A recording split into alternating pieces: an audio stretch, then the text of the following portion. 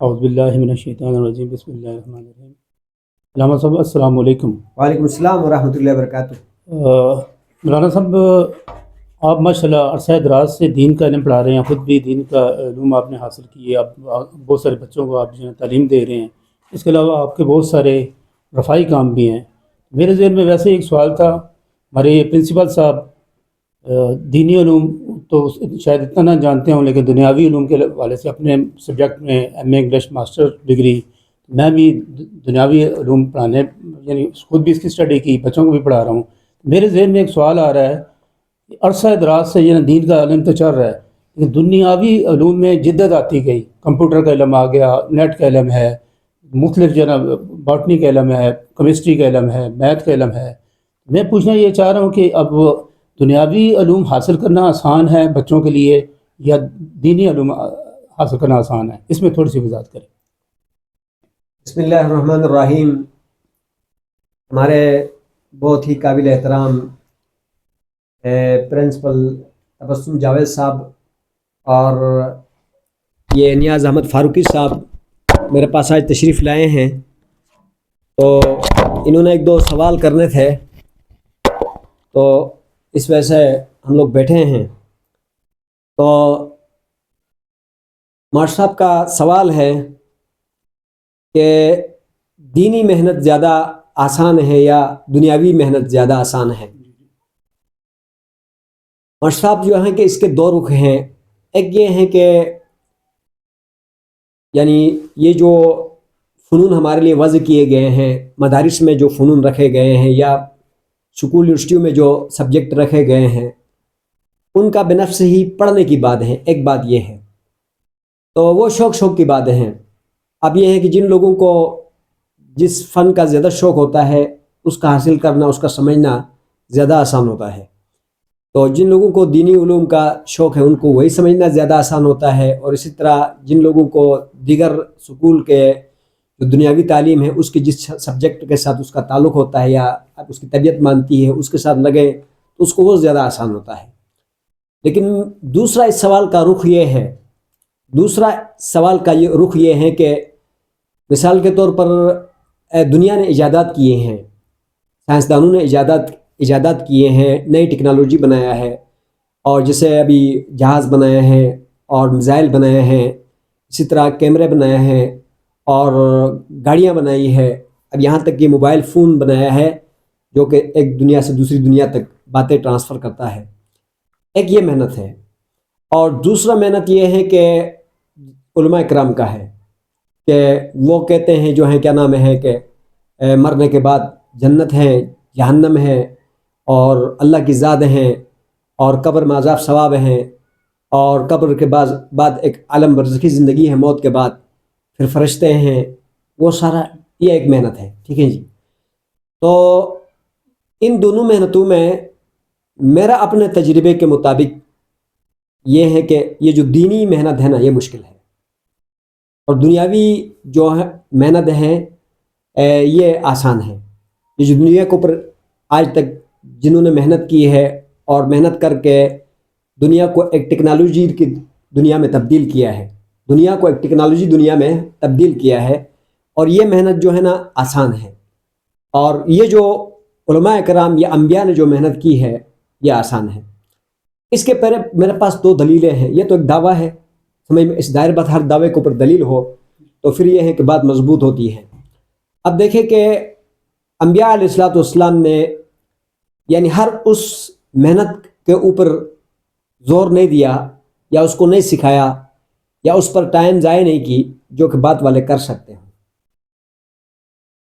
مطلب بعد میں دنیا میں لوگ آئیں گے، مختلف دماغ کے مختلف ادوار گزرنے کے بعد کچھ لوگ ایسا آئیں گے کہ جو کہ وہ دنیا کے اوپر کسی ایک شعبے کے اوپر وہ ترقی کریں گے یا اس کو دنیا میں اس کو آگے لے کے جائیں گے۔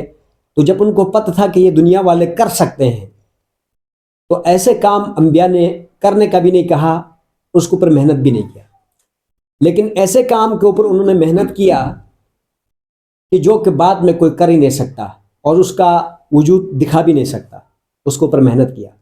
اب مثال کے طور پر آپ کو پتہ ہے پٹرول ہے، اب یہ اللہ کی بنائی ہوئی چیز ہے پٹرول۔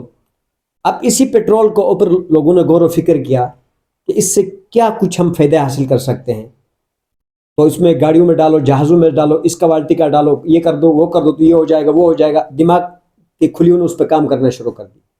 پھر جو پیٹرول کے وہ جو کچرا رہ جاتا ہے، جس کو نیچے جس کو مواد رہ جاتا ہے، اس کے اوپر غور کیا کہ اب اس مواد سے کیا کیا جائے۔ پھر اس مواد کو سکھایا گیا، ہاں، اس کو ٹھوس بنایا گیا، پھر اس کو دانوں کی شکل میں تبدیل کر دیا گیا۔ پھر اب پلاسٹک والوں نے سوچا کہ ان دانوں سے ہم چھاپر بنائیں گے، اور پھر جو ہے کیا نام ہے دیگر پلاسٹک جوتے والوں نے کہا کہ ہم اس سے جوتا بنائیں گے۔ اب جو سانچہ جس چیز کے لیے بنایا، اسی لوٹے والوں نے کہا کہ اس کو ہم لوٹے کے سانچہ بنا کے اس میں ڈال دیں گے، ٹینکی والوں نے کہا کہ ہم اس سے ٹینکی بنائیں گے۔ تو وہ چیزیں جو ہیں مثال کے طور پر ابھی آپ دیکھ رہے ہیں کہ پیٹرول سے یہ چیز بنتا ہے، اور اس چیز سے یہ چھاپر بنتا ہے، اور اس چیز سے یہ جوتا بنتا ہے، اس چیز سے یہ ٹینکی بنتا ہے، تو وہ بنتا ہوا آپ کو نظر بھی آ رہا ہے اور آپ اس کو کر بھی سکتے ہیں۔ اب وہ سانچہ بنانے کی دیر ہے کہ آپ اپنے دماغ میں بیٹھ کر آپ نے ایک سانچے کے اوپر غور کرنا ہے کہ میں نے اس چیز کو بنانے کے لیے کون سا سانچہ کس طرح بنانا ہے، پھر اس سانچے میں نے کیا ڈالنا ہے، ٹھیک ہے نا۔ اسی طرح اب لوہا ہے، اب لوہے کے اوپر جو ہے کیا نام ہے، لوہا تو اللہ نے بنایا ہے سمجھ میں، اور خاص قسم کا ایک پتھر ہے جس سے یہ بنتا ہے۔ ہمارے وہاں پرانے اس سے تقریباً یوں سمجھ لو کہ 20,000 سال پہلے کا ایک کارخانہ نکلا ہے۔ وہاں ہمارا ایک پہاڑ ہے گلگت بلتستان میں، ہمارے دارل میں، تو وہ پتھر وہاں سے لاتے تھے، لا کے اس جگہ میں پگھلاتے تھے، اور پگھلانے کے بعد پھر اس کو کلاڑیاں بناتے تھے، تلواریں بناتے تھے، زرے بناتے تھے، مختلف قسم کا ابھی وہاں سے وہ چیزیں نکل رہی ہے۔ جب اس کے پشاور میں لیبارٹری میں لا کر لیبارٹری کیا گیا تو وہ کوئی 20,000 سال پہلے کی بات ہے، سمجھ میں آیا جی۔ تو اب ظاہر بات ہے کہ اس زمانے سے ابھی تک لوہے کے اوپر جنہوں نے غور و فکر کیا، تو جو چیزیں لوہے سے بنتی گئی تو اسی دنیا کے اندر لوگوں کو محنت کرنا بھی آسان ہوا۔ ظاہر بات ہے ایک چیز بنتا ہوا نظر آ رہا ہے، ایک کام ہوتا ہوا نظر آ رہا ہے، تو اس کے بعد اس کے اوپر محنت بھی آسان ہوتا ہے۔ لیکن ایک چیز ایسا ہے کہ جس کو بتانے کے باوجود بھی وہ اسی طرح ہوتا ہوا نظر نہیں آ رہا، تو ظاہر بات اس کی محنت بھی کیا ہوگی۔ اب جیسے کہ نبی کریم صلی اللہ علیہ وسلم نے فرمایا القبر روضۃ من ریاض الجنہ و حفرۃ من حفر النار، کہ قبر جنت کے باغیچوں میں سے ایک باغیچہ ہے اور جہنم کے گڑھوں میں سے ایک گڑھا ہے۔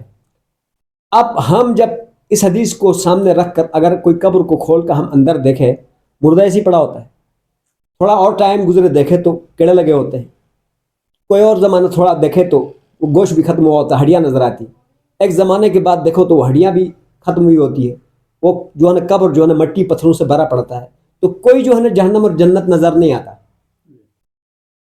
لیکن اب ایک دائی کے لیے باوجود اس کے نظر نہ آنے کا، ایک دنیا کو اس کے اوپر کھڑا کرنا اس کے لیے ضروری ہوتا ہے، لازم ہوتا ہے کہ اس نے اپنے ایڑی کی زور لگا کر لوگوں کو اس عقیدے پر لانا ہوتا ہے، جس چیز کا اوپر جو چیز وہ نظر ہی نہیں آ رہی۔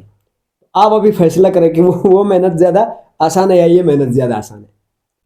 اب بتا رہا ہے کہ حدیث میں آتا ہے کہ خود قرآن کی آیتیں ہیں کرامن کاتبین یعلمون ما تفعلون، سمجھ میں آیا جی۔ آپ کے دائیں اور بائیں کرامن جو ہے نا کاتبین فرشتے بیٹھے ہوئے ہیں، اور وہ جو تم کرتے ہو جانتے بھی لکھتے بھی ہیں، محفوظ کرتے ہیں۔ اب ہمارا نہ کندھوں میں بوجھ ہے کہ کوئی بیٹھا ہوا نظر بھی نہیں آتا۔ اب جو چیز آپ کو نظر نہیں آ رہی اور صدیاں گزرنے کے بعد بھی نہ اعلیٰ کو نظر آتی نہ ادنا کو نظر آتی، جو بولنے والا ہوتا ہے اس کو بھی نظر نہیں آتی، اب بتائیں کہ یہ والا محنت تو زیادہ ہی مشکل ہوگا بنسبت اس محنت کے، تو یہ محنت کیا ہے، زیادہ مشکل ہے۔ آپ کے اور کوئی سوال ہو تو؟ السلام علیکم۔ وعلیکم السلام ورحمۃ اللہ۔ مولانا صاحب، سوال ہے کہ یہ جو ہمارا نظام تعلیم ہے، ہاں، نظام تعلیم، خواہ وہ مدارس کا ہو جی جی یا اسکول کالجز کا ہو، یونیورسٹیز کا ہو، جی جی کیا وہ موجودہ دور کی ضروریات سے ہم آہنگ ہے، اس کی ضرورت کو پورا کرتا ہے؟ اگر نہیں کرتا، کوئی گیپ ہے بہت زیادہ، تو اسے کیسے کور کیا جا سکتا ہے؟ کس طرح موجودہ دور کی ضروریات کو وہ نظام تعلیم پورا کرے تو اس کے لیے کیا کیا جائے؟ یہ بڑا اہم سوال کیا تبسم جاوید صاحب، جو کہ ہمارا ہائی اسکول کے پرنسپل رہے ہیں تو ان کا سوال ہے کہ یہ جو مدارس کا تعلیم ہے یا اسکول یونیورسٹی کالج کا جو تعلیم ہے، کیا یہ وقت کی ضروریات کو پورا کر لیتا ہے؟ یہی سوال ہے جی ماشاء صاحب. جو ہے نا یہ ہے کہ مدارس کا اندر بھی یعنی جو بہت ساری ایسی فنون ہیں یا کتابیں ہیں جو کہ اس زمانے میں کے پڑھانے کے ساتھ اس کا کوئی فائدہ نہیں ہے. ابھی مثال کے طور پر ابھی تھوڑی دیر پہلے آپ نے مجھ سے سوال پوچھا تھا کہ راسخون فی العلم کا کیا مراد ہے، کون سے لوگ مراد ہے. تو جیسے میں نے انگلی ماری گوگل کے اوپر تو اس نے سارے تفاسیر کا سارا سسٹم سیکڑوں میں سامنے رکھ دیا. سمجھ میں آئی جی. تو ایک چیز ایسا کہ جو آپ سیکڑوں میں اس کا معلومات کر سکتے ہیں تو اس کے پیچھے 10 سال لگانے کا 15 سال لگانے کا کوئی فائدہ نہیں. جہاں تک قرآن اور حدیث کو اور فقہ کو سمجھنے کے لیے 60 سے 2-4 کتابیں رکھا جائے یعنی فنون رکھا جائے جس سے آپ قرآن کے ترجمے کو، احادیث کے ترجمے کو اور فقہ کے ترجمے کو اور مسائل کو سمجھ سکیں. اور یہ تقریباً آپ 3 سے 4 سال میں کمپلیٹ کر سکتے ہیں اگر تھوڑی محنت سے کریں تو. 8 سال 10 سال 15 سال لگانے کے وقت کو ضائع کرنے والی بات ہے. سمجھ میں آئی. دوسری جہاں تک سکولوں کی بات ہے تو آپ دونوں نے خود سکولوں میں پڑھایا ہے بہت ایک عرصہ دراز سے. تو یہ جو سکولوں میں تعلیم ہے یہ بھی اس آنے والے زمانے کے ساتھ کوئی شوٹ نہیں کرتا. وہ بچے کا اس کتاب کے پڑھانے تک وہ بھی آدھا آتا آدھا نہیں آتا. سمجھ میں آ جی. اور وہ کہتے ہیں نا قرآن مجید فرقان حمید کے اندر ایک آیت ہے سورہ جمعہ کے اندر کہ گدھے کے اوپر جو ہے نا بہت ساری کتابیں لا دینے سے وہ عالم نہیں بنتا. سمجھ میں آ جی. تو اتنی کتابیں پڑھاؤ کتابیں پڑھاؤ کتابیں پڑھاؤ.